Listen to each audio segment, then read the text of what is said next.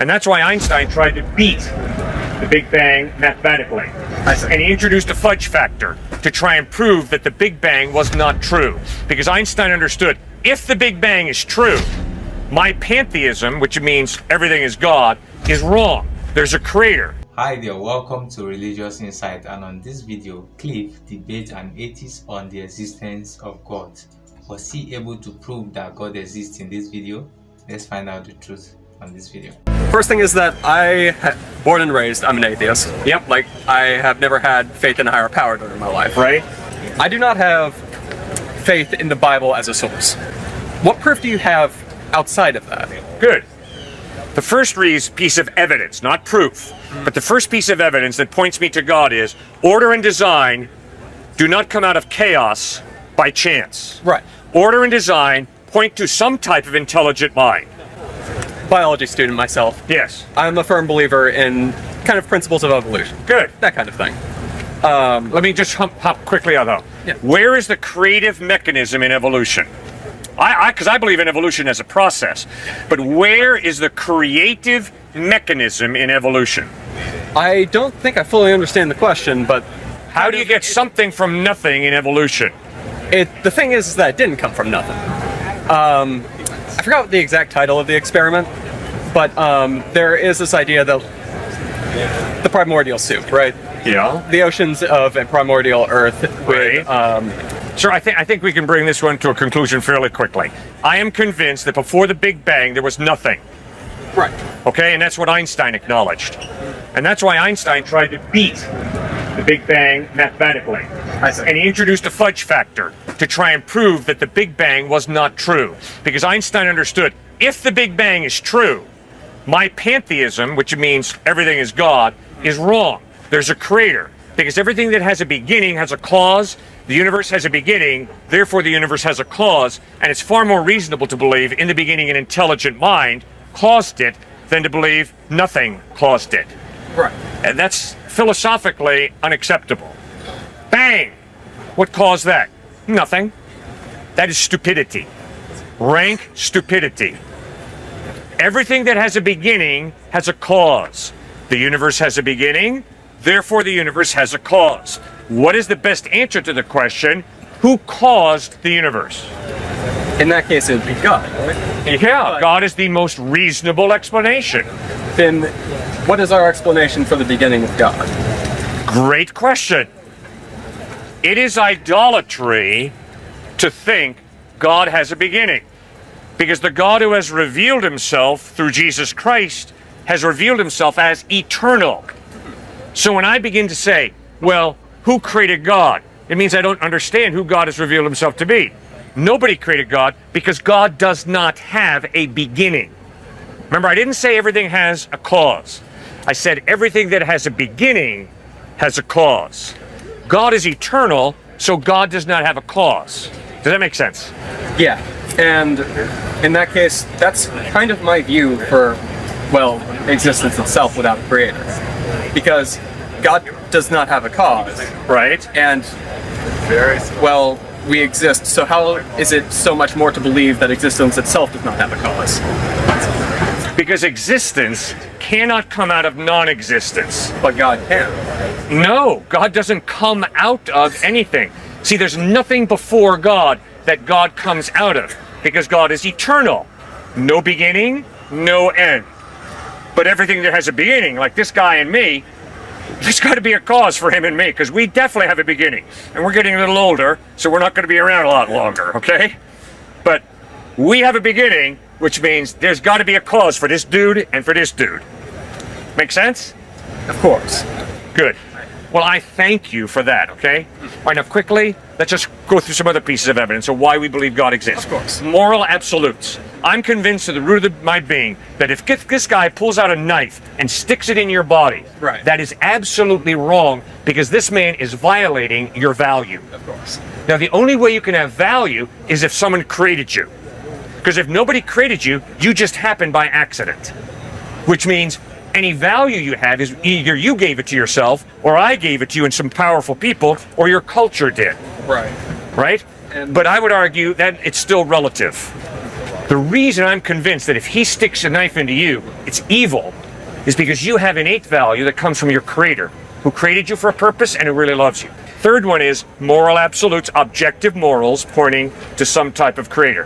Fourth one is this: your rational mind. Does it come from the non-rational, or does it come from the rational?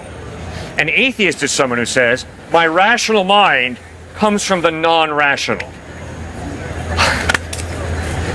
I can't... That doesn't make any sense. The rational comes from the rational.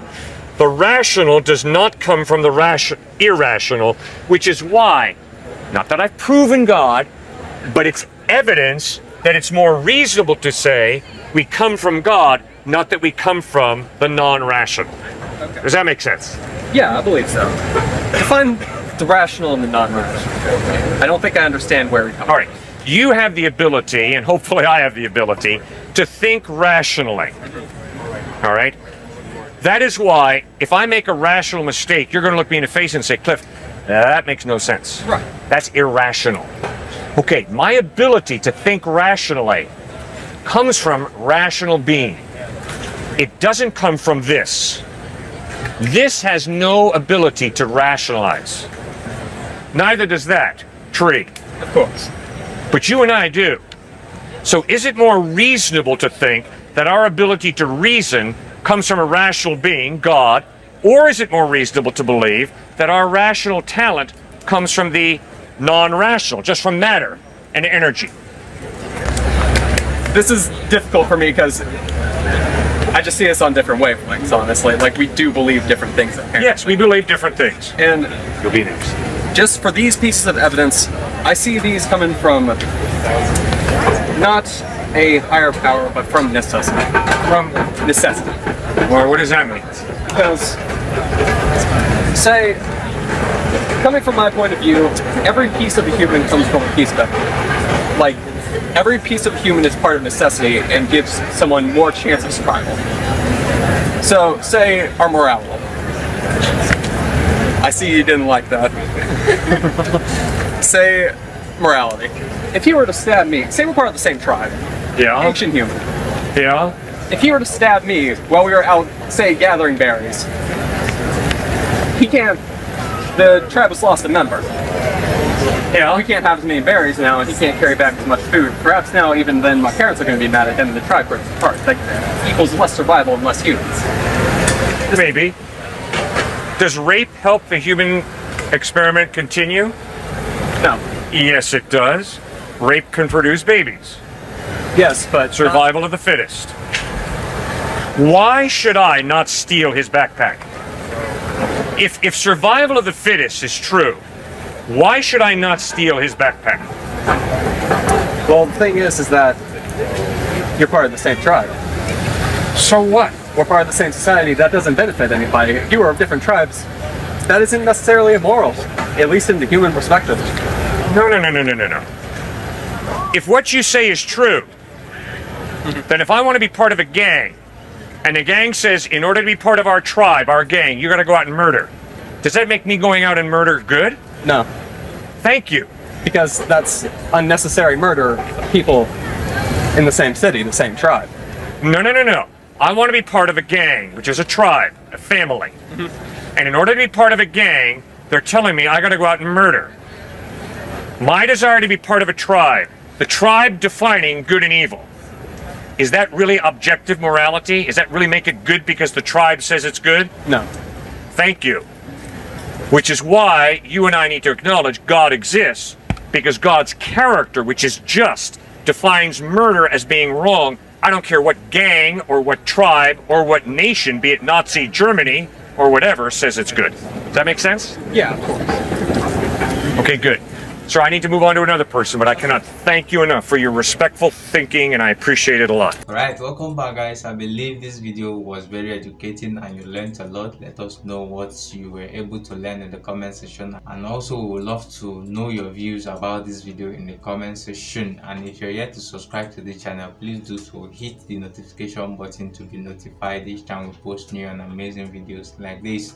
The guy asked a very profound question, that since he has lived his his life as an atheist, that he was brought up as an atheist, he has nothing to do with religion all his life, Cliffe should prove to him that God exists.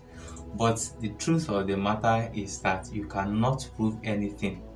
All you have is an evidence of a thing. You cannot prove if that thing exists or not.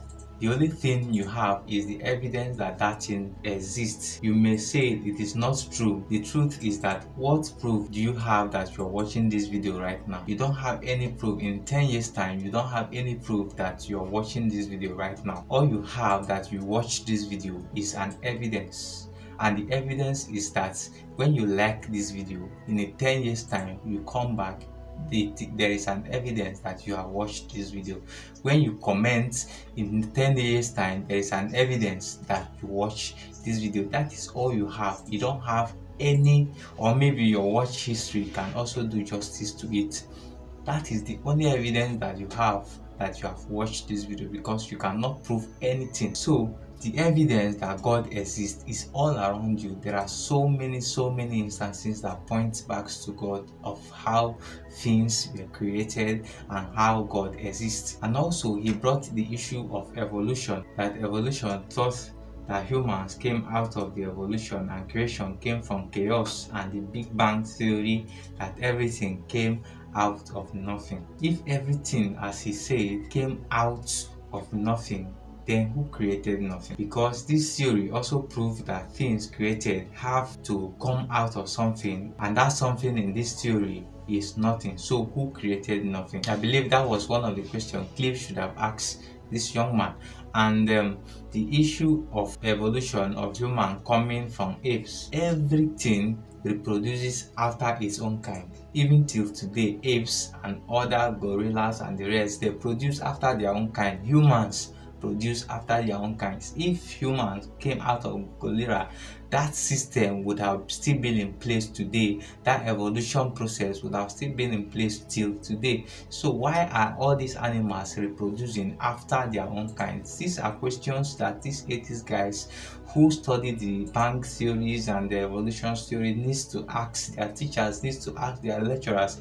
You are being misled, and it is stolen on you based on the kind of questions you ask sometimes. Guys, let's know your views about this video in the comment section, and if you're yet to subscribe to the channel, please do so. Hit the notification button to be notified each time we post new and amazing videos like this. Don't forget to share our videos. Thank you for watching. See you in our next video.